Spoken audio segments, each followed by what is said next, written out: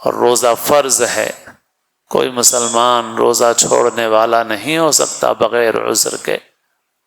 افسوس ہے کہ مسلمانوں کے محلوں میں نوجوان روزہ چھوڑ دیتے ہیں بغیر کسی عذر کے، بعض عورتیں روزہ چھوڑ دیتی ہیں بغیر کسی عذر کے، روزے کا اہتمام نہیں۔ کچھ لوگوں نے کچھ روزوں کو بڑا روزہ کہہ دیا ہے،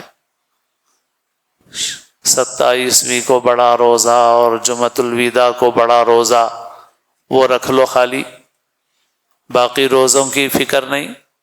رمضان کا ہر روزہ بڑا روزہ ہے۔ رسول اللہ صلی اللہ علیہ وسلم نے ارشاد فرمایا، من افطر یوما من رمضان من غیر رخصۃ ولا مرض لم يقض عنه صوم الدہر کلہ وإن صامہ، کہ جو شخص رمضان کا ایک روزہ بھی بغیر کسی عذر اور بیماری کے چھوڑ دے تو پوری عمر روزے رکھتا رہے تو بھی اسے ایک روزے کی تلافی نہیں ہو سکتی۔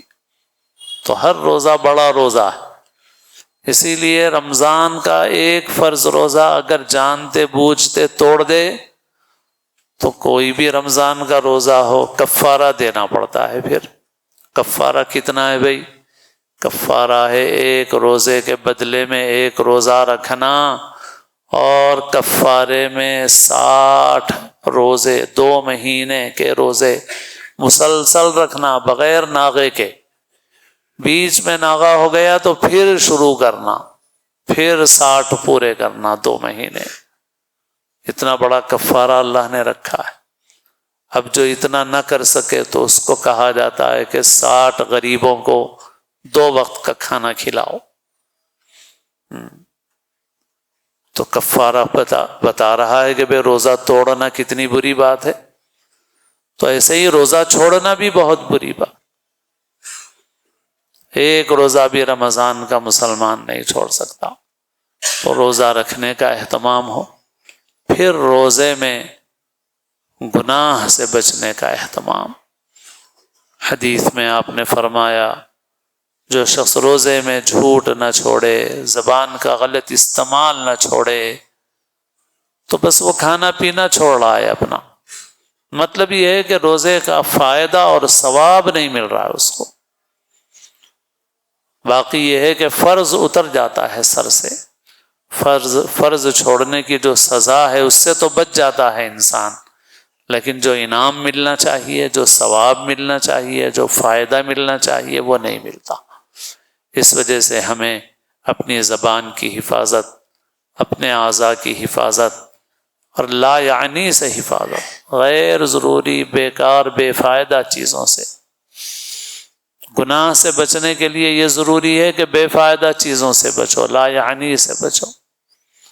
تو روزے میں ان آداب کا لحاظ رکھنا چاہیے، اپنے وقت کو صحیح طریقے سے استعمال کرنا چاہیے، ذکر میں، تلاوت میں، حسب ضرورت آرام میں۔ باقی ایسی کوئی مصروفیت اختیار نہ کی جائے جو گناہ کے قریب لے جانے والی مصروفیت ہو۔ روزوں کا اہتمام، تراویح کا اہتمام اور شب قدر کی تلاش کا اہتمام، اور یہ سارے کے سارے کام دل کی کیفیت کو بناتے ہوئے، اور وہ کیفیت بھی اللہ تعالیٰ ہی سے مانگو، عمل کرتے رہو اور مانگتے رہو، ذکر کرتے رہو، تلاوت کرتے رہو، دعا کرتے رہو، اللہ سے مانگتے رہو۔ اگر وہ اعلیٰ درجہ نہیں ملا تب بھی انشاءاللہ العزیز طلب کرنے والوں میں تو شمار ہو جائے گا، اور انشاءاللہ اللہ تعالیٰ محروم نہیں فرمائیں گے انشاءاللہ۔